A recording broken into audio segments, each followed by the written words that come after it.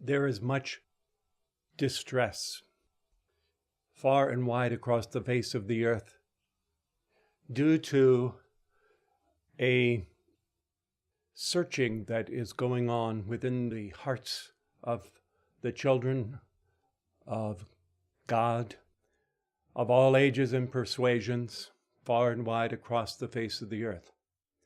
This quest or search is not only for the presence of God within themselves, but it is a search to fill what they most often sense subconsciously as a feeling of a lack of wholeness, a lack of completion within themselves. This is impossible to the God individualized self that we were praising this afternoon. For one of the most supreme and sublime levels of consciousness that comes lilting into each one's own heart is sensing that which is within each individual I am presence. And that is this absolute sense of self-completion or wholeness, if you will. Thanks to that innate sense of wholeness, there is never any neediness of any sort on the part of the I am presence, nor should there or need there be such an incomplete drive here by the outer self. The ways in which this lack of wholeness outpicture in human experience are almost infinite in their variations on the theme. They all do, however, share that common element of lacking the internal sense of being one's own wholeness, self-complete, self-whole at the level of the mighty I Am presence. This search or quest in the world most often is outpictured in the search by human beings for a mate here in this world.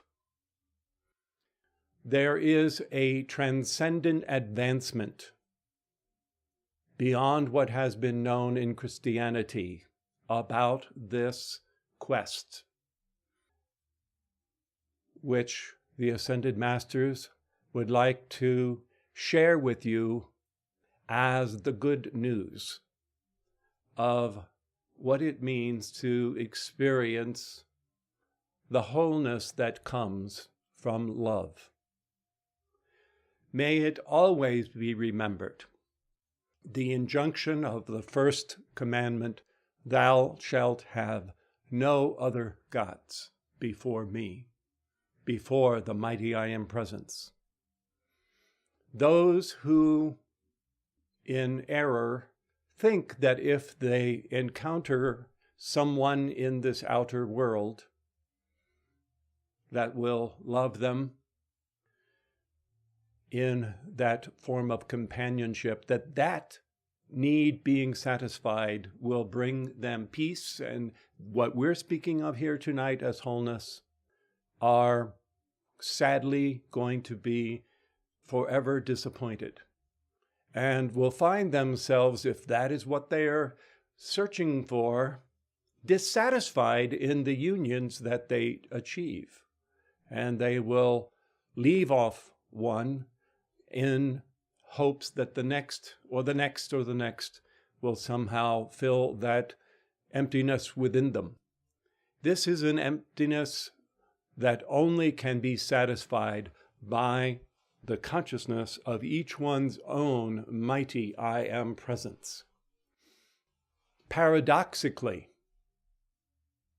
once each one has actually put their own I am presence first and sustains that priority to their own I am presence, reveling in that wholeness of that God presence. Astonishingly, the result of that wholeness is the outpouring of that sense of wholeness, is the outpouring of the givingness of the mighty I am presence. And that givingness is a wave upon wave upon wave of love, of harmony, and of that sense of wholeness, which is craved by everyone. So that outpouring, that givingness of the God presence, which only the mighty I am presence can so give of itself through the heart of the embodied life stream, that outpouring establishes a tremendous magnetic attraction. And according to the divine plan of the individual, there will be the orchestration by their Christ presence, overseen by their ascended master sponsors, of that association which they may need for their service in this life.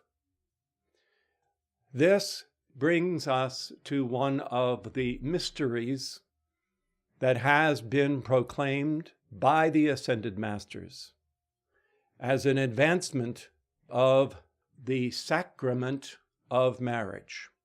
Marriage is indeed a consecrated act that makes sacred, makes holy in the ceremony and the ritual of marriage before the community, the union of man and woman. Here is how beloved Jesus introduced that subject himself. As usual, he turned what was intended to be a gotcha question from the Pharisees into teachings on cosmic law. Those who came to him were wanting to trap him into some corner about divorce. And they said, the Pharisees asked him, is it lawful for a Hebrew to put away his wife for any or every cause? And Jesus answered and said unto them, have you not read that he who made them at the beginning made them male and female? This is a quote from Genesis that you'll hear in a few moments. He's referencing that authority of Genesis. He went on to quote, for this cause shall a man leave father and mother, and cleave unto his wife, and they twain shall be one flesh. Wherefore they are no more twain, but one. What therefore God hath joined together, let no man put asunder. This conversation is going on two entirely separate levels simultaneously. One has to do with the Mosaic injunctions as it relates to how it was that the man under the Mosaic law could hand his wife a bill of divorcement for any number of causes or no cause at all. And so the Pharisees are saying, you're not accepting what Moses taught or allowed. And Jesus answered them, because of the hardness of your heart, Moses permitted you to put away your wives. But from the beginning, it was not so. So here twice now, Jesus has interjected at the beginning or from the beginning. And basically what he is saying is that that which God has done, making them male and female, what God has done cannot really be undone. It has been interpreted in Protestant circles and other circles that somehow or another the legal question of divorce itself is thereby a strict, non-negotiable prohibition. That is really not the mystery that is being drawn aside here, as Jesus both quotes Genesis and as he adds to that instruction. What Jesus was really talking about is the fact that for every highest level of individualization that takes place prior to the realm of eternity, above the realm in what can only be described as in the bosom of the great I am, that there the very first individualization is that which is known as the great God flame, or so it has been designated by beloved Saint Germain.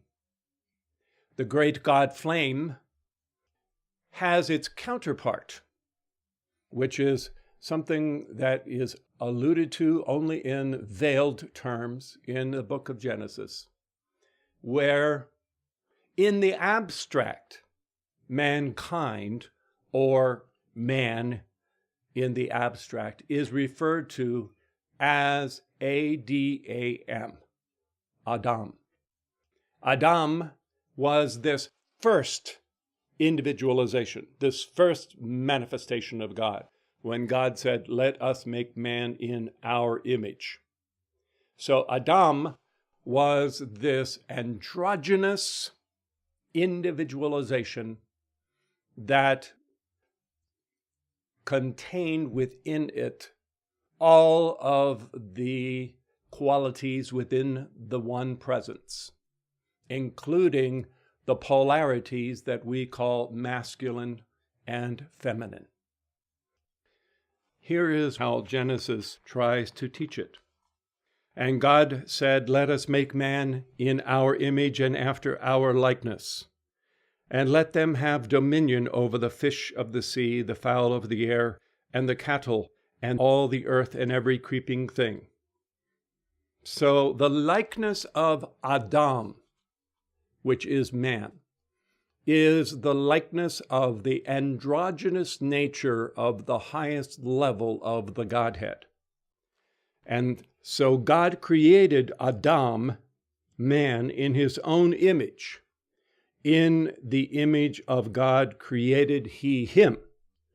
Male and female created he them. The first of those individualizations is the great God flame.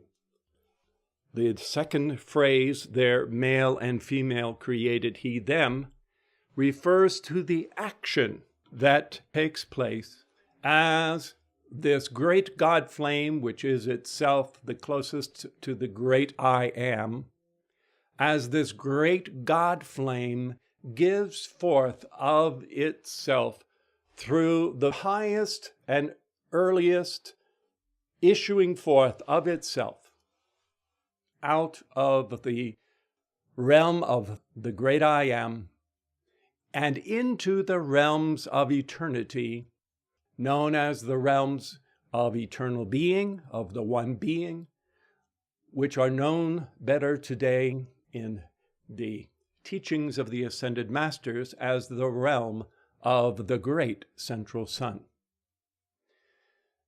This secondary expression of masculine and feminine, male and female, is performed by the God flame itself. The God flame is the part that issues forth two rays, twin rays of its own androgynous wholeness and oneness. And when they first come forth, one of those rays will have the masculine qualities predominant, while the feminine in that same ray will be present but not predominant. The other ray will have the feminine qualities predominant and the masculine sublimated. Within themselves, though each of those rays will contain all of the totality of the original God flame. In fact, as you become more and more acquainted with the teachings of the Ascended Masters, you will find that this dance of there being a primal sense of undivided oneness that expresses itself in a variety of modes of expression will be consistently described. The heart flame is another example of this. The heart flame is a single flame. It is referred to as the threefold flame. So the twin rays are a twofold action of the God flame. The divine spark of the heart is referred to as a threefold flame. It is not having anything to do necessarily with the association of the Christian Trinity, but it is a 3-in-1. It has 3 modes of expression of itself. It has a modality of behaving as power. It has a mode of behaving as wisdom. It has a mode that feels and looks and is experienced as love. But these 3 are truly one. Always in the case of that androgynous wholeness of the original God flame, you have a higher, more primal sense of oneness. And out of that oneness, there comes always this male and female polarity.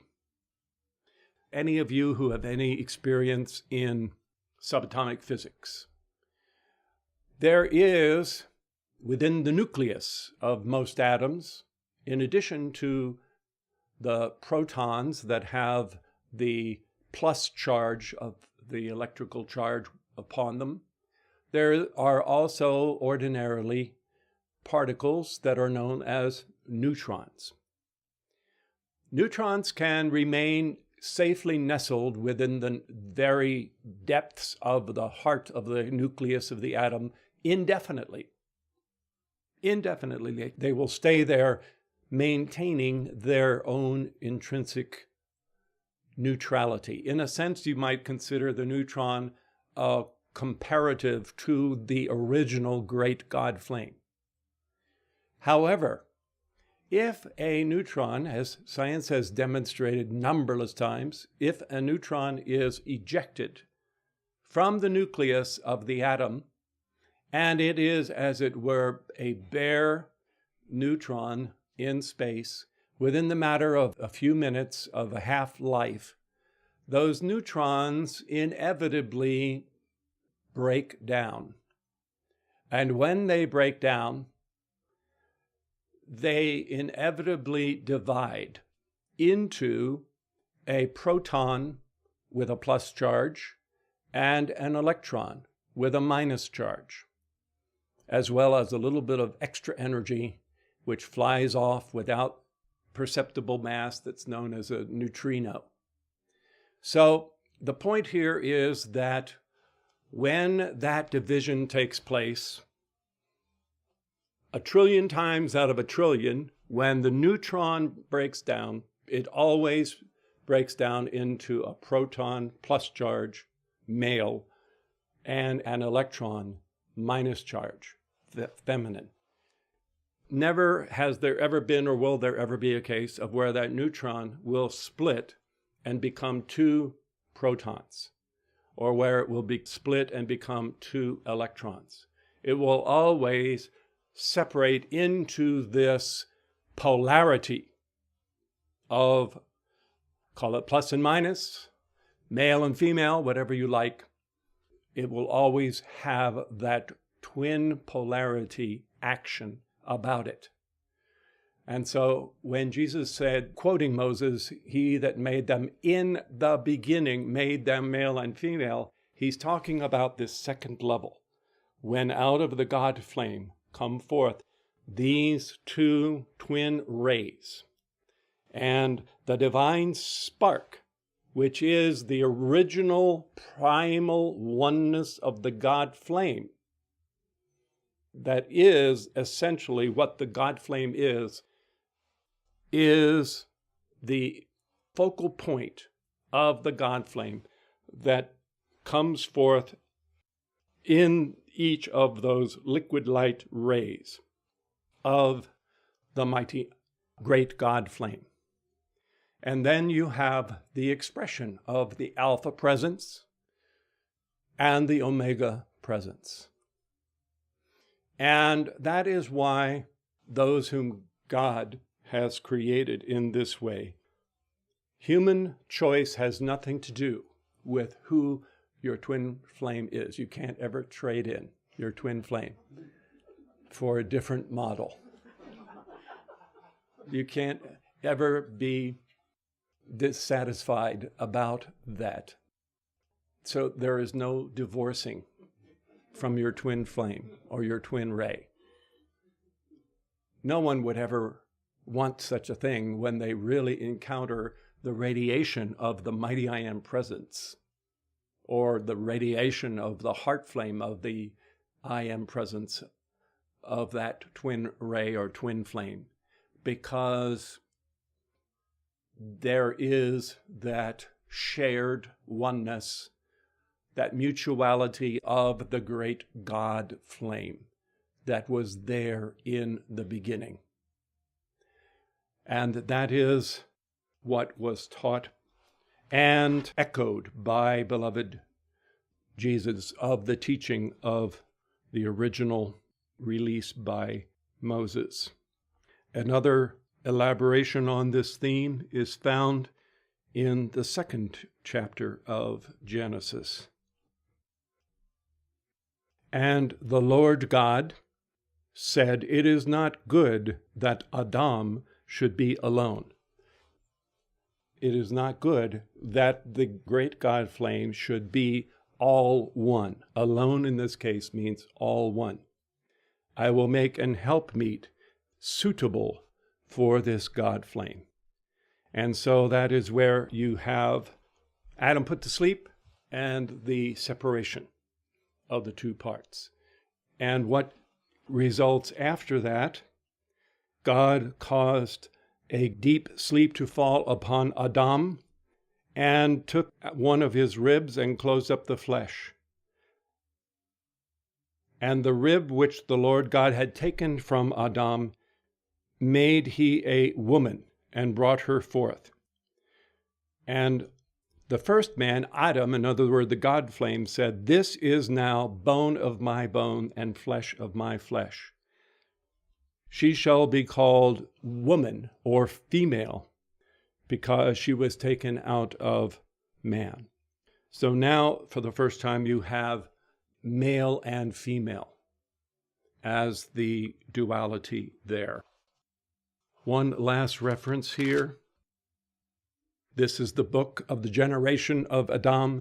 In the day that God created man, in the likeness of God made he him. So that first individualization of the great God flame is the one that is the very first and greatest miniature microcosm of the great I Am.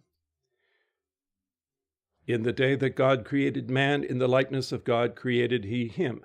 Male and female created he them, and blessed them, and called their name Adam, in the day in which they were created. The truth of this mystery, as further elaborated by beloved Saint Germain, is that once this descent into the realms of the great central sun had taken place, there will be one ray that is expressing the modality of alpha, and another ray that is expressing the modality of omega. And thence will begin the unfolding and expanding and refinement of all that is in that original ray. As the descent continues on below the level of the electronic body, or bodies, because now we have the two, you have the unfolding out of the realm of eternity into the realms of coming to be, the realms of creation that come forth out of realms that never were created. And in those realms of coming to be, you have the process repeating itself time and again, until at long last you arrive at the stage of where the twin ray light rays come down and incarnate in the four lower bodies. And they will incarnate as masculine and feminine, which is the polarities that they have shared or been since the original issuing forth of the two rays from the great God flame. As we understand it, the mighty I Am presence of each of those two rays has the goal before it of outpicturing all that the presence is. So as we understand it, from incarnation to incarnation, there are examples of where the predominant modality of the alpha ray will, for purposes best known to the mighty I Am presence, elect to develop, as they say in the modern time, its feminine side. And similarly, the omega ray will seek to fill in some of the expression of the more alpha qualities within itself. When all is said and done, by the time of the ascension of the first of those two twin rays, what happens at the final initiations is the mighty I Am presence of that ray will intensify and intensify and intensify the pathway of the crystal cord into the heart of the threefold flame. And then out from the heart of the threefold flame, there are little filigree threads of light that are a webbing of the Buddhic web that intersect wherever there is a cell in the physical body, in the etheric double of the physical, in the cells of the emotional, the cells of the mental, and the cells of the memory body. So the mighty I Am presence, with the assistance of the ascended masters, takes advantage of the overshadowing of the Christ presence and the way in which the Christ has built the pathway of the flame as a figure eight caduceus, descending and ascending in equal and opposite forces, and the light of the heart expands, and it continues to intensify in frequency and magnitude, so that that which has been substance and has been the elements of earth, or the element of the emotional, or the element of the mind and memory, these elements are melted in the ultimate refiner's fire. And the ray of the I Am presence expands so thoroughly through the heart that these elements are raised into breaths and frequencies that no longer are subject to the gravity pull of the earth, no longer are subject to any overlays of human misqualification of thought and feeling, They are themselves 100% purged of all dross, and having been so thoroughly purged and made whiter than snow, because they are now radiating the self-luminosity of the individualization of the Godhead, they are then drawn up into the greater magnet of the Christ presence. This is the expansion of the heart flame. And that expansion continues on as the Christ presence and the good of the causal body are likewise, in turn, drawn up into the electronic body of the mighty I Am presence. And at that level, it's almost like the old saying, someone is going to pull themselves up by their own bootstraps.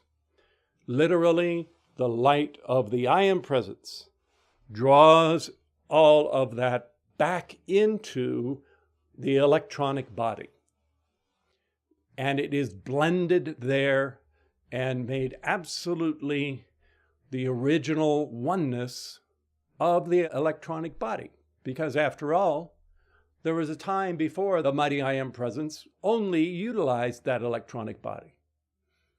However long ago, as the Godhead charioteer, that presence elected to step forth and take dominion over the fowl of the air and the fish of the sea and the creatures of the earth, by incarnating, it was all there in the electronic body. So even as it unrolled and descended in frequency through the various realms of creation, so too it now draws it all back up, bringing home the fruit, the harvest of all of the attainment that that very heart flame had achieved in those outer worlds, thus becoming the ascended master. This ascended master can be such that 100% of all of the negative karma has been balanced. And that one will continue on as an ascended being, serving in ways that that one elects to do, however long and in whatever capacity it may choose to do. That is the initiation of the ascension. There are other initiations, some of which we know. There's one more that we have been made aware of, which transcends even that status as an ascended master. This initiation, however, must abide until the one and only divine complement to that original God flame, the twin ray or the twin flame of that ascended being, is drawn up into that same attainment, so that the two are equally yoked. They have equal momentums of attainment. So the second, I wouldn't say the other half, but the other complement to that original God flame, likewise will at some time undergo the same initiatory process of the ascension that was just described to you. When both have assimilated all that there is to assimilate at that level of the ascended master, another magnificent expansion awaits them. It is a case in which, although you might have considered that by the time the ascension took place, you had reached the capstone of the pyramid of reality and there was no greater height. But there is, beyond that, the attainment, the original station of the great God flame, the first Adam that was there as the great God flame. And so, beloved Saint Germain has explained that when both are ascended, it makes possible an expansion that cannot take place until really both are ascended. Shortly you will see why this is the case. What transpires when both are ascended in this way is that even as you observed the electronic body of the mighty I Am Presence sending down light into the four lower bodies through the heart of itself, sending down light into the Christ presence of the resurrected five lower bodies in the causal body, drawing those all up into the ascended master, there is a focal point, a heart flame, that is the permanent seed atom of the electronic body, and there is an action by the original great God flame that sends forth another limitless magnitude of its own selfhood as the wholeness of the original self-individualized great I Am, sends that forth into the twin flames ascended. And there is another order of magnitude of the unfolding of the threefold flame, or, if you will, the expansion of the threefold flame. In this, if we can just take an aside for a moment, notice the two terms that are used, unfolding and expansion. Never at any time does any part of these individualization ever cease to be that which it has always been in the God flame and in the one and the good. It never ceases to be the God flame, nor the mighty I Am presence, nor the causal presence, nor the Christ presence.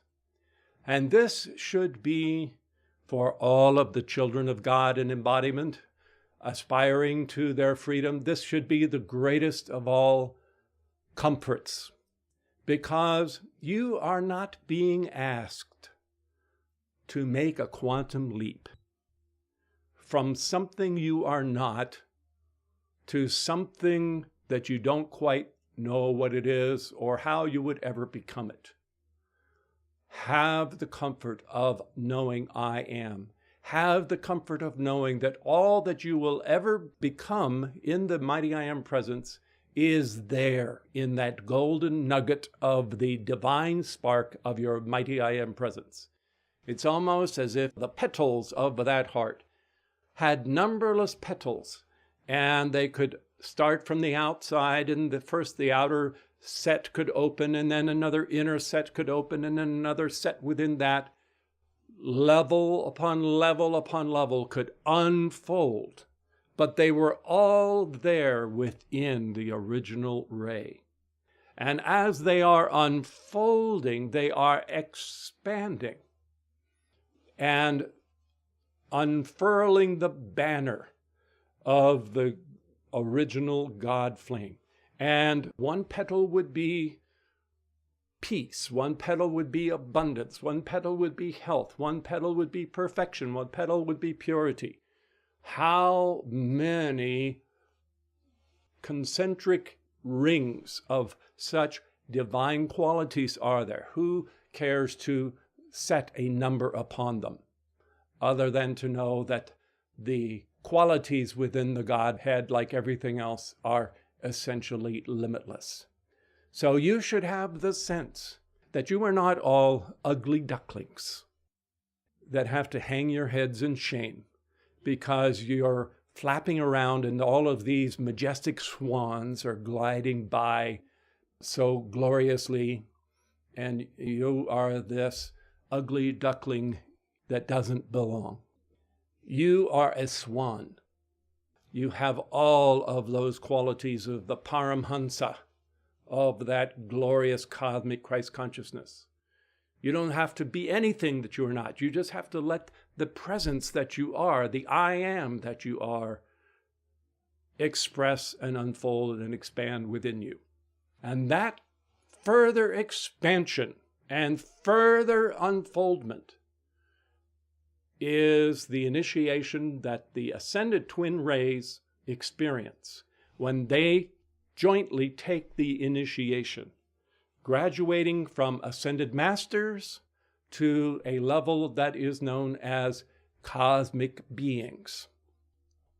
And essentially, there is then the full, or fuller at least, unfoldment of all that has always been there in the one great God flame that is fully expanded in that next initiation. As this takes place, we then observe consistently throughout all of the hierarchy, wherever hierarchy exists, you have the divine complements. You have Alpha and Omegas, Helios and Vestas. You have Apollo and Luminous. You have Heros and Amores. You have Archangel Michael and Faith, Gabriel and Hope, Uriel and Aurora. Always this divine polarity of masculine and feminine in perfect complement to one another. That's one of the very important synonyms. They are complementary to each other. All of this is for holy purpose.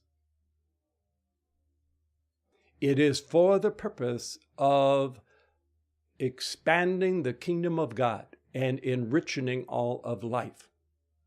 What begins to take place at the ascended master level, but really becomes apparent at the level of the cosmic being initiation of the twin rays, is that there is a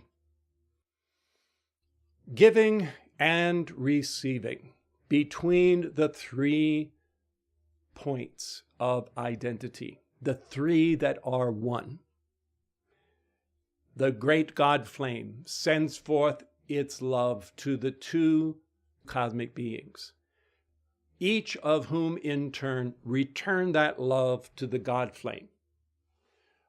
The Alpha and Omega complements of the God flame give and receive the love to the other complement. And this establishes an totally stable, fierce giving and receiving, a triangulation of love between the 3. And the net result of that triangulation going on at a fierce level is that it forms a stable, fixed nucleus that is itself a constancy that builds up this love between the 3, builds up and builds up and builds up until the law of divine necessity comes into play. And that love, which these 3 have shared for one another, can no longer be contained by the 3. And when that has expanded its capacity to be contained within that triangulation, it bursts forth upon the screen of eternity, and according to divine design will burst forth out from the great central sun. And the love that these have had for each other becomes a sun of love, a sun that is born in the cosmos, that broadcasts the light and warmth and belongingness of that love to every other part of God and every other part of creation. This can happen because the one that was undivided in the God flame became 2 so that it could rejoin and become, as Jesus said, one flesh, one body again.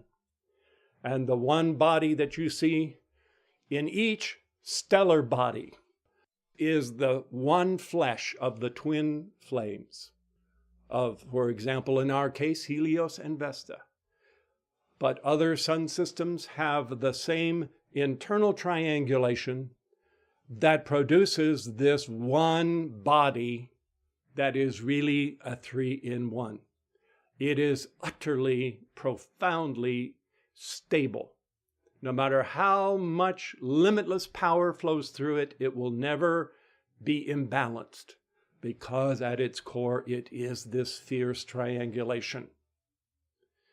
And it spills over as an impersonal, unconditional sun of love that gives unstintingly of itself, the three as one, gives of itself unto all creation. Here in this world, it's typical for people who need friends and need to be validated to form little groups, little tight circles. And motivated out of their neediness, these circles are insular. They are exclusive to themselves and don't share that sense of belonging with everybody else. They are called cliques. They're called gangs. They're called mobs. Sometimes they're tribes. They're all insular toward themselves, and they have a firm bond within themselves that they rely upon, but it is exclusionary of everything else. In the Godhead, it is the exact reverse. The love of those twin flames for one another and for the Godhead is the very warmth of the sun that we experience every day. The very light of the dawn that we experience every day is the product of this limitless, incessant, constant triangulation of these three, one for the other. And of course, we can never, ever forget that there is a quadrangulation with the great I Am and the presence as well. And so you have this nova that bursts upon the scene. And it all comes to pass because from the beginning, or in the beginning, or before the beginning, the presence knew that only by sending forth these twin rays into first the great central sun, forming the electronic body, and then the whole drama and story of the pilgrimage of the Godhead charioteers into a world such as this, only by doing that and then reascending both and then going and taking that initiation of the cosmic beings, would that ability to be this great gift to all of the universe, to all of life, would that become possible for that measure of such a stable outpouring to be lavished onto every part of life. So that is made possible because the first commandment is always obeyed by each heart flame. They don't put themselves first. They don't put or look for wholeness in the life stream that is outside of themselves, twin flame or not, but they put the mighty I Am presence first, and then all these other things are eventually added on to them. Off the subject of the twin rays, I just would like to conclude by reassuring everyone that this providential divine plan of the pilgrimage of the Godhead charioteers, as envisioned by the presence of God, the great I Am, did not ever, in the slightest way, never in the mind of God, and you might say in the wildest imaginings of the mind of God, there was never the slightest flicker or shadow of doubt or fear or questioning whether or not the whole of the descent into incarnation and the mastery of attainment and the reascent out of incarnation, that any of that would ever involve the fall from grace, involve the sad litany of what has happened in this world since mankind as a group descended from that level of perfection.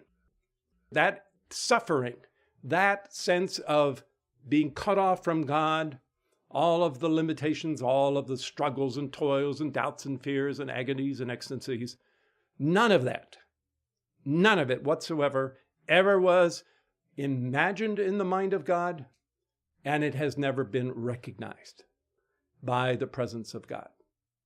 And on that subject, we will take up how when the presence of your mighty iron presence acts, or any ascended being acts, we'll take up tomorrow how the going forth of the light and action from the seat of the mighty iron presence that goes forth in absolute perfection, without the attention of the Godhead ever registering imperfection in the journeying forth or the return of the light of itself. So there is romance, if you will. There is love in life. It isn't an austere path. You know, following that statement by beloved Jesus, teaching on that, some of the disciples said, wow, if that's the case, it might be better that no one ever get married in the first place.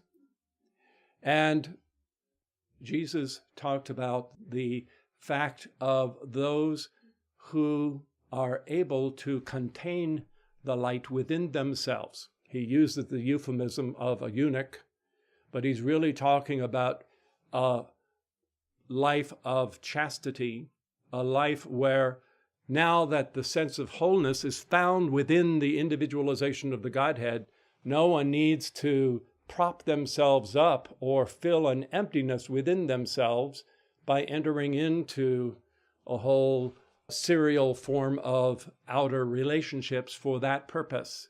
And so he talks about how there are those who make themselves eunuchs. In other words, they do not have relations for the kingdom of God's sake.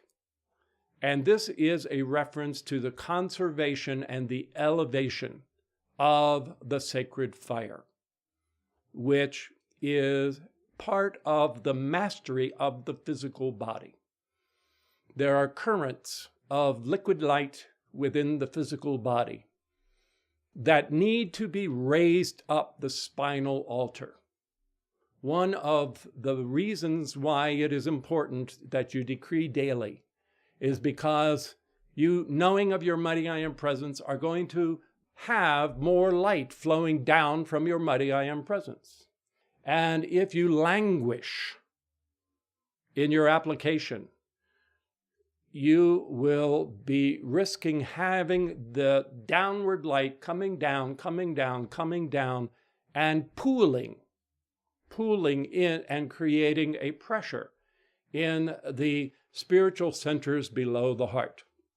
And if that is never raised back up, the same exact light that is now accumulating and pooling in those lower chakras, if it is not raised up by your decrees and your attention to your God presence, then that will create forces that have to break through in other forms, which result in the dissipation and the exhaustion of the reservoir of light.